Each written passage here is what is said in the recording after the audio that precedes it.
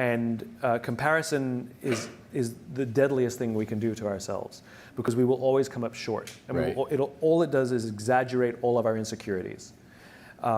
It's okay to enjoy other people's success, but you let them live their lives and you live your life. Oh, and by the way, they're curating their social media. That's not really their life.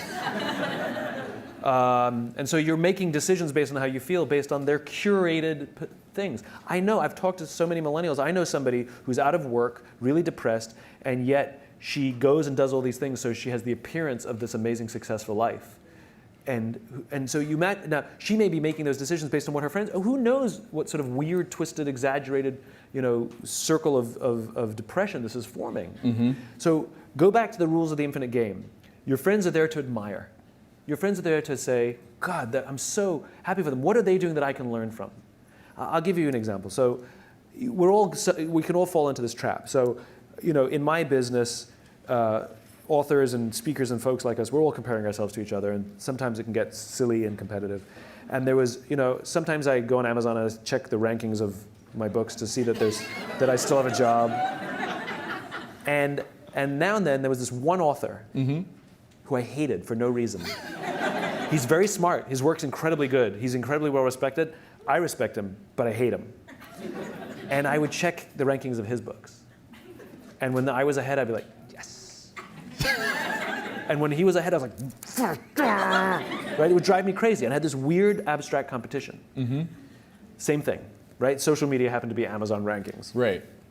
And I would check in all the time. I'd always check in, mine, his, nobody else, just mine and his. Anyway, I was at an event and we were interviewed together on the same stage. And the interviewer decided to let us introduce each other. So I went first. I had to introduce him. And this is what I said. I looked at him and I said, you make me very insecure. I said, because all of your strengths are all of my weaknesses. And every time I see you do well, it just reminds me what I'm bad at. That's how I opened up. He turned to me and he said, funny, I feel the same way about you.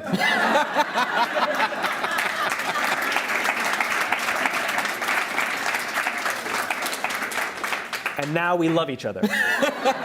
Because I realized that he's really good at what I'm bad at.